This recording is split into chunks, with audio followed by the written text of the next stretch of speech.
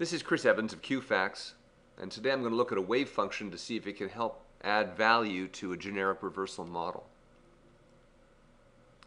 This is a simple wave function, a sine wave. Now the one I like to use is an indicator built by John Ehlers, which is based on comparing the spread of the price of the market to a moving average, a variable length. This is how the length is calculated. If the spread becomes very wide, the market moves into trend mode. And once the spread contracts and the moving average catches up to the price of the market, then you move into reversal mode.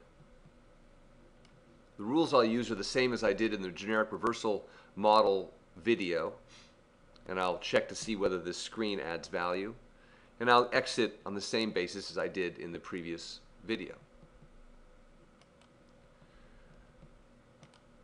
Now this shows you how this is calculated. You can see that when the market rallies strongly, the price spread between the market and that moving average gets so big that you're considered to be in trend mode. Once the spread gets narrow, you're now in no trend mode. The trend is equal to 0.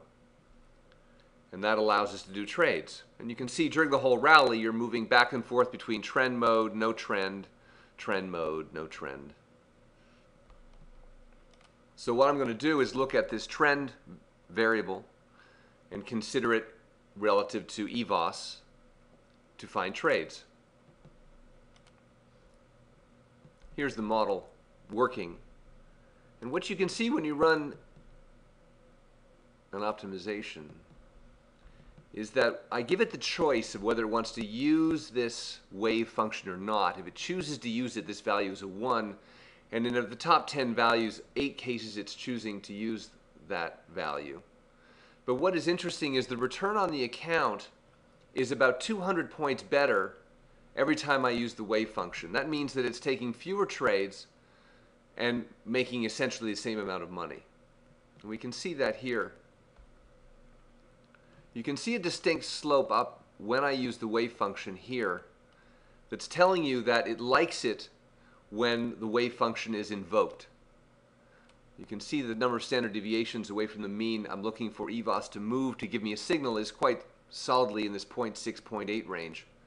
And the return on account is over here. And the point here really is that this adds value. This is a difference between 700 and 900 that I want. So in the future I'll be tracking this and I'll be using it whenever I consider whether the market is looking ripe for a reversal signal.